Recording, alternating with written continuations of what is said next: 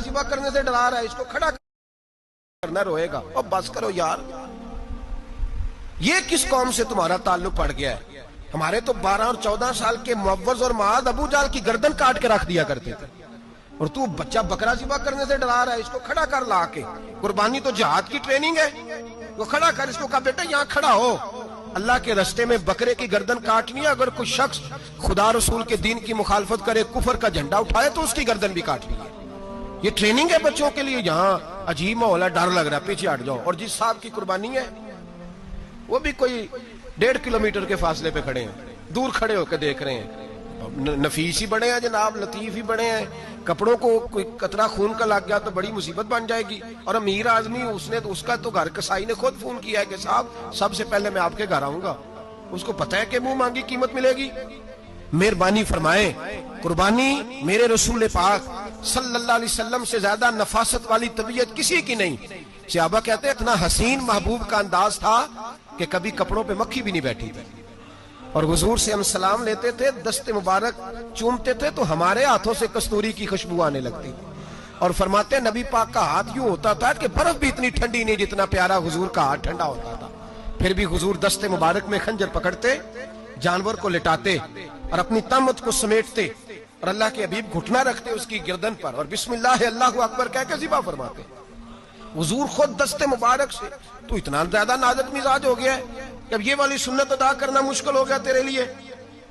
63 اونٹ ہیں، اور صحابہ کرام علیہم رضوان فرماتے ہیں کہ حال یہ ہے ہم سوچ رہے ہیں کیسے ذبح کریں گے، کیا کریں گے، کیسے گرائیں گے، اور نبی پاک صلی اللہ علیہ وسلم کہتے ہیں ہم ابھی سوچ میں ہی تھے کہ حضور نے چھری پکڑی۔ خنجر جب حضور نے اٹھایا تو فرماتے ہیں اونٹ دوڑتا ہوا آیا اور نبی پاک کے سامنے آ کے لیٹ گیا۔ فرماتے ہیں اللہ کے رسول نے بسم اللہ اللہ اکبر کہہ کے ذبح کیا، اس نے ٹانگ بھی کوئی نہیں ہلائی، پیر بھی کوئی نہیں ہلایا۔ وہ کسی شاعر نے بڑی عجیب بات کہی تھی، اس نے کہا پھنسی جو دام میں بلبل تو لگی یوں کہنے، کرے گا قتل کیا تو نے جب اسیر مجھے، کباب شمع کے شعلے پہ کیجیو سیاد، شکل گل نظر آئے دم اخیر مجھے۔ وہ کہتے ہیں بلبل کو شکاری، سیاد شکاری نے پکڑ لیا بلبل کو، تو سیاد سے بلبل کہنے لگی تو نے پکڑا ہے تو قتل تو کرے گا ہی نا، کھائے گا تو صحیح، ایک میری منت ہے۔ شکاری کہنے لگا وہ کیا؟ تو بلبل کہنے لگی جب تو مجھے ذبح کرے نا اور پکائے تو مجھے پھول سے بڑی محبت ہے، اس طرح کرنا، کوئلے اتنے زیادہ دہکانا، اس قدر زیادہ آگ جلانا کہ ان کی شکل گلاب کے پھول کی طرح سرخ ہو جائے، تو جب تو مجھے ان پر جلائے گا تو مجھے تکلیف نہیں ہوگی، اس لیے کہ محبوب کا چہرہ جو سامنے آ جائے گا مجھے تکلیف نہیں ہوگی۔ پھنسی جو دام میں بلبل تو لگی یوں کہنے، کرے گا قتل کیا تو نے جب اسیر مجھے، کباب شمع کے شعلے پہ کیجیو سیاد، او شکل گل نظر آئے دم اخیر مجھے۔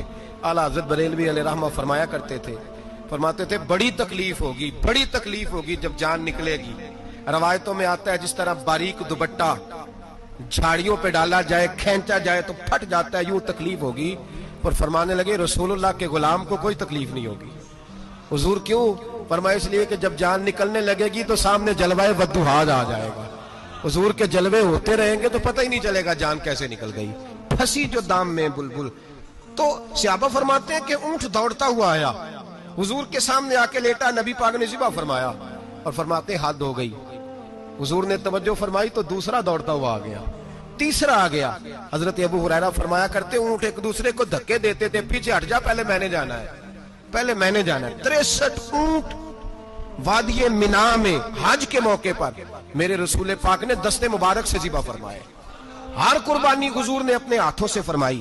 قربانی واجبات دین میں سے، ضروریات دین میں سے، اور کوئی اتنا لمبا چوڑا مسئلہ نہیں، بہت ساری چیزوں کو خود بخود مشکل کر لیتے ہیں۔ ٹی وی پہ خبر آتی ہے فیصل آباد کے 2 بیل ہیں، بولو اور ڈولو، پتہ نہیں کتنے من ان کا وزن ہے۔ ان سے پوچھا جا رہا ہے کہ بولو ڈولو کھاتے کیا ہیں؟ تو کہتے ہیں بادام کھاتے ہیں، مکھن کھاتے ہیں، یہ جناب پتہ نہیں ان کو دودھ کتنے کلو روز پیتے ہیں، اور بولو ڈولو بیچارے سے خود نہیں چلا جا رہا، لگ ایسے رہ جیسے وہ خود کہہ رہے ہیں مہربانی کرو ہمیں ذبح کر لو، اب تو اٹھا بیٹھا بھی نہیں جا رہا۔ او خدا کے بندو، دین کی اصل حقیقت کو سمجھو۔ یہ تو حضور نے فرمایا خوبصورت جانور لاؤ۔